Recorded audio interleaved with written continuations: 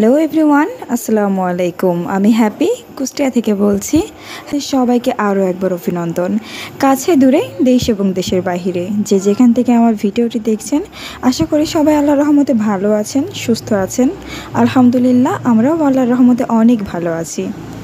বরাবরের মতো আরও একবার হাজির হয়ে গেলাম আপনাদের মাঝে নতুন আরও একটি লাইফস্টাইল ব্লগ নিয়ে।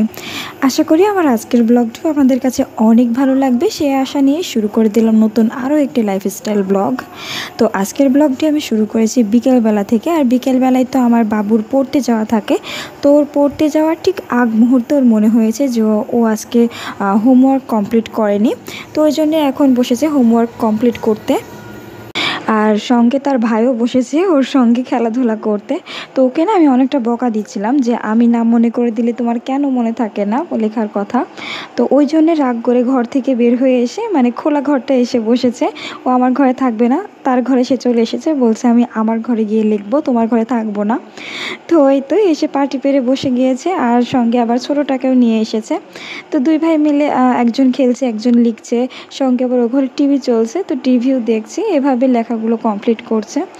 আর ওকেই বা কীভাবে দোষ দিব বলুন, ওর উপর দিয়েও কিন্তু বেশ প্রেশার যায়, কারণ সকাল থেকে দুপুর পর্যন্ত থাকে মাদ্রাসায়, তারপরে বাসায় এসে গোসল করে খাওয়া দাওয়া করে একটু যে রেস্ট নেবে সেই সময়টা আর হয় না। তখন আবার প্রাইভেট পড়তে যাওয়ার জন্য রেডি হতে হয়, প্রাইভেট পড়তে যাবে সেই জন্য তার পড়াশোনা কমপ্লিট করতে হয়, তারপরে আবার চলে যাই প্রাইভেট পড়তে। তা ওখান থেকে এসে আবার সন্ধ্যের সময় মাদ্রাসায় যে হোমওয়ার্কগুলো দিয়েছে সেগুলো কমপ্লিট করতে হয়। তো এভাবেই দিন ফুরিয়ে যায়। তো ওরও কিন্তু রেস্ট নেওয়ার মোটেও সময় থাকে না। আসলে বাচ্চা মানুষ, ওরও তো ইচ্ছে হয় খেলাধুলা করতে, ঘুরে বেড়াতে, তো এত প্রেশারের মধ্যেও কিন্তু সময়টা হয়ে ওঠে না। তো যাই হোক, এই তো লেখাপড়া হয়ে গিয়েছে, এখন তাড়াতাড়ি করে রেডি করে দিচ্ছি। টাইম হয়ে গিয়েছে পড়তে যাওয়ার, কি করব, তাড়াতাড়ি করে রেডি করে দিচ্ছে। আর সঙ্গে আমিও রেডি হচ্ছি, কারণ আমিও একটু যাব আজকে, আমার বাইরে কিছু কেনাকাটা আছে, তোর সঙ্গে আমি যাচ্ছি। আর ও তো রাতে আমার কাছে আসবে না, কারণ নানুর কাছে থাকবে। ওর নানু তো একেবারে একা আছে, তো ওই জন্যে কিন্তু ও রাতে নানুর কাছে থাকবে, আসবে না। তো একেবারে রেডি করে নিয়েই যাচ্ছি। আর আমি যেহেতু রেডি হচ্ছি এই জন্য একটু দেরি হয়ে যাচ্ছে, ওর কোচিংয়ে কিন্তু প্রায় অনেকটাই দেরি হয়ে গেল। তিনজনে একসঙ্গে রেডি হতে লেগেছি, তো এই জন্য অনেকটা দেরি হয়ে গিয়েছে। তো যাই হোক, তারপরও ঝটপট করে রেডি হয়ে নিলাম। আর এমন সময় আবার দুই ভাই খেলা শুরু করে দিয়েছে, এদিকে পড়ার টাইম শেষ হয়ে যাচ্ছে। তো যাই হোক, এই তো বের হয়ে চলে এসেছি বাহিরে। তো চলে যাচ্ছি, বাবুকে ওদিক দিয়ে নামিয়ে দিয়ে যাব ওর নানুর বাসায়, আর তারপরে আমি চলে যাব আমি যেখানে যাচ্ছি। তো ও যেখানে পড়ে সেটা তো একেবারে ওর নানুর বাসার সঙ্গে, তো নানুর বাসাতে আমি নামিয়ে দিয়ে আসব। তো এই যে বেরিয়ে গিয়েছি, আর আমার যে কাজগুলো ছিল সেগুলো আমি করে এসেছি। আসলে টুকটাক কিছু কেনাকাটা ছিল, তো সেগুলোই করতে গিয়েছিলাম। বাবুদের জন্য কিছু ফল কিনতে গিয়েছিলাম, আর আমার জন্য কিছু কেনার ছিল, তো সেগুলো কিনতে গিয়েছিলাম। তো এই যে দেখুন, আমি একটি 3 পিস নিয়েছি। আমি কিন্তু মূলত 3 পিস কিনতে গিয়েছিলাম না, আমি গিয়েছিলাম ব্লাউজ পিস কিনতে। অনলাইন থেকে দুটো শাড়ি কিনেছি, তো শাড়ির সঙ্গে ব্লাউজ নেই, তো ব্লাউজ কিনতে গিয়েছিলাম। তো কিনতে গিয়ে না আমার 3 পিসটা খুব ভালো লাগলো, তো 3 পিসটাও নিয়ে আসলাম। আসলে 3 পিসটার কাপড়টা খুবই ভালো আর অনেকটা লং। এমনিতেই যে 3 পিসগুলো কিনি, মানে ঈদের যে 3 পিসগুলো কিনেছি পাকিজা, ওই 3 পিসগুলো না অত বেশি লং না, হাইটে অনেকটা ছোট, তো সেগুলো পরতে আমার ভালো লাগে না। তো বানিয়েছি আমি, কিন্তু ব্যবহার করি না।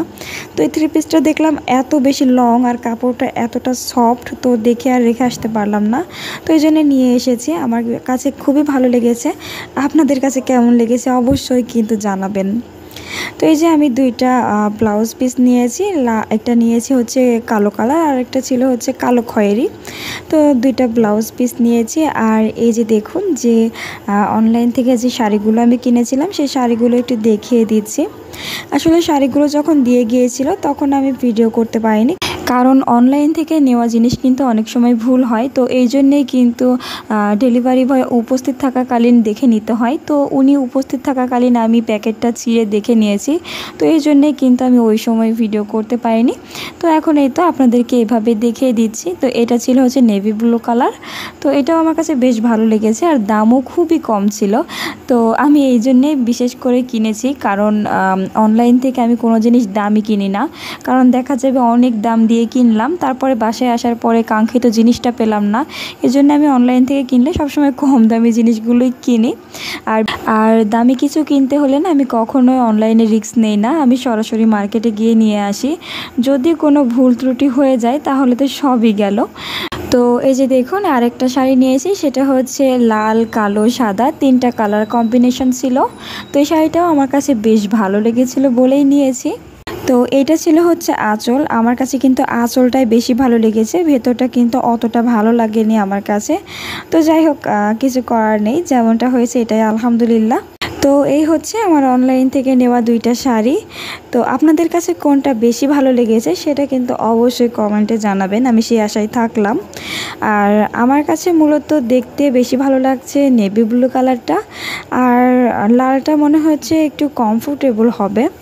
তো ইউজ করার পরে বুঝতে পারবো কোনটা বেশি ভালো লাগছে। তো যাই হোক, এই ছিল আমার কেনাকাটা। তো এই 2টা শাড়ির জন্যই মূলত ব্লাউজ পিসগুলো কিনতে গিয়েছিলাম।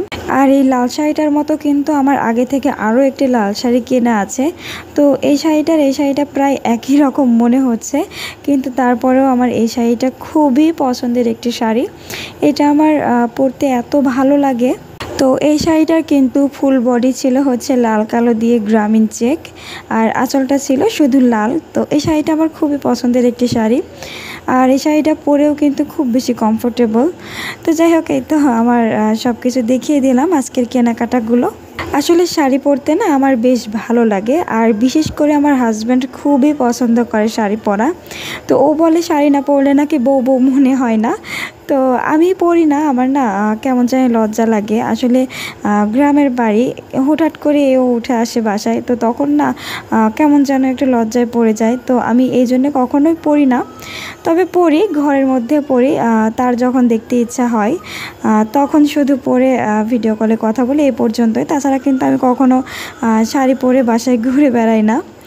তো এই ভিডিওটা হচ্ছে পরদিন সকালবেলা থেকে, আর গতকাল ওই পর্যন্তই ভিডিও করেছিলাম। আর এখন হচ্ছে পরদিন সকালবেলায় নাস্তা তৈরি করছিলাম, তো তখন থেকে আবার ভিডিও অন করেছি আমি। তো এখন আমি আজকে নাস্তার জন্য সকালবেলায় চাপটি পিঠা বানিয়ে নেব ভাবছিলাম। তো ওই জন্যই আমি এখানে একটি আলু কুচি করে নিয়েছি, আর সঙ্গে কিছু পেঁয়াজ কুচি, কাঁচামরিচ কুচি নিয়েছি, আর লবণ দিয়ে এগুলোকে খুব ভালো করে একটু মেখে নিচ্ছি। তারপর দিয়ে দিলাম হাফ কাপ মতো ময়দা, আর সঙ্গে দিয়ে দিচ্ছি সামান্য গোটা জিরে, আর দিয়ে দিলাম হলুদের গুঁড়া। তো এগুলোকে দিয়ে পরিমাণ মতো পানি দিয়ে আমি আবারও খুব ভালো করে মেখে নিচ্ছি। আর এখানে ধনিয়া পাতা থাকলে আরও বেশি ভালো হতো, কিন্তু দুর্ভাগ্য আজকে ঘরে ধনিয়া পাতা ছিল না। তো এভাবেই আমি ডোটাকে তৈরি করতে করতে সেই পুরনো রিকোয়েস্ট আবারও করছি, আপনি যদি এতক্ষণ পর্যন্ত আমার ভিডিওটি কন্টিনিউ করে থাকেন, আর আমার ভিডিওটি যদি আপনার কাছে সামান্য পরিমাণ ভালো লেগে থাকে, তাহলে প্লিজ আমার ভিডিওটিতে লাইক কমেন্ট করে যেতে ভুলবেন না। আর ভিডিওটি যদি খুব বেশি ভালো লেগে যায় তাহলে চ্যানেলটি সাবস্ক্রাইব করে পাশে থাকা বেল আইকনটি প্রেস করে অল অপশনটি সিলেক্ট করে রাখবেন, যাতে করে আমার যে কোনো ভিডিও আপলোডের সঙ্গে সঙ্গে নোটিফিকেশন আপনার কাছে পৌঁছে যায়। আর এই কাজটি যদি আপনি আগে থেকে করে থাকেন তাহলে আপনাকে অসংখ্য ধন্যবাদ। তো এই যে চাপটি পিঠার জন্য মিশ্রণটা কিন্তু আমার হয়ে গিয়েছে। এবারে আমি চুলাতে কড়াই বসিয়ে দিয়েছি, আর কড়াইটা অনেকটা গরম করে নিয়েছি। এবারে আমি এই মিশ্রণটা দিয়ে হাত দিয়ে এরকম রুটির মতো করে সাঁতরিয়ে দিচ্ছি। তো এভাবেই কিন্তু তৈরি করা হয়, আর ছোটোবেলা থেকে না এটাকে আমরা চাপড়া বলে সম্বোধন করি। তো এটা শুদ্ধ ভাষা হচ্ছে চাপটি পিঠা, তো আমরা কিন্তু ছোটোবেলা থেকে চাপড়া বলেই অভ্যস্ত। কিন্তু সবাই তো এই চাপড়া বললে চিনবে না, মানুষের তো আঞ্চলিক ভাষা বলে কিছু থাকে। তো আমরা কুষ্টিয়ার মানুষরা কিন্তু এটাকে চাপড়া বলে থাকি। তো চাপড়া বললে অনেকেই হাসাহাসি করবে, তাই আসল নামটাই বললাম। তো এটাকে আমি এভাবে উল্টে পাল্টে ছেঁকে নিচ্ছি, আর তারপরে এখানে আমি তেল দিয়ে দেব, রান্নার তেলটা দিয়ে একটু ভালো করে ভাজা ভাজা করে নেব। তবে আগের দিনে নানি দাদিরা কিন্তু এটাতে কখনো তেল ইউজ করতো না, এভাবেই তৈরি করতো। কিন্তু আমরা আধুনিক মানুষ যারা, তারা কিন্তু এখানে তেল ইউজ করি। আসলে তেল দিলে কিন্তু বেশ ভালো লাগে। আগের যে নানি দাদিরা ছিল তারা কিন্তু অভাবের কারণে দিত না, আর এখন তো আলহামদুলিল্লাহ সে আগের মতো এতটা অভাব হয়তো কারোরই নেই। তো যাই হোক, এখন আমি একটু রং চা বানিয়ে নিচ্ছি। চাপটি পিঠা প্রায় হয়ে গিয়েছে ওদিকে। আচ্ছা, আপনারা কি এই চাপটি পিঠা কখনো খেয়েছেন? আর যদি খেয়ে থাকেন তাহলে আপনাদের আঞ্চলিক ভাষায় এটাকে কি বলা হয় সেটা কিন্তু কমেন্টে বলে যাবেন। দেখা যাক কাদের ভাষা কেমন। তো যাই হোক, এই তো আমার চাপটি পিঠা রেডি, চাও রেডি। তো এখন নাস্তা করে নেব। আমি যেহেতু একা নাস্তা করেছি, বড় ছেলে তো সকালবেলায় নানুর ওখান থেকে চলে গিয়েছে মাদ্রাসায়। সে একবারে মাদ্রাসা শেষ করে আমার কাছে দুপুরবেলায় আসবে। তো এখন একা একাই খেয়ে নিচ্ছে, আর দুপুরের খাওয়াটা ছেলের সঙ্গে খাবো। তো খাওয়া দাওয়া করে ছোট ছেলে ঘুমাচ্ছিল। তো ওই সময় আমি একটু কাপড় ধুয়ে নিয়েছি, অনেকগুলো কাপড় জমা ছিল। তো সেগুলোকে সুযোগে ধুয়ে নিয়েছি। আমার দুইটা ছেলের যে এত বেশি কাপড় জমা হয়, এগুলো ধুতে ধুতেই আমার জীবন শেষ। বড় ছেলে সকালবেলায় যখন মাদ্রাসায় যায় এক ড্রেস পরে, সেটা এসে খুলে রাখে, তারপরে আবার বিকেলে পড়তে যায় আরেক ড্রেস পরে, সেটাও এসে খুলে রাখে।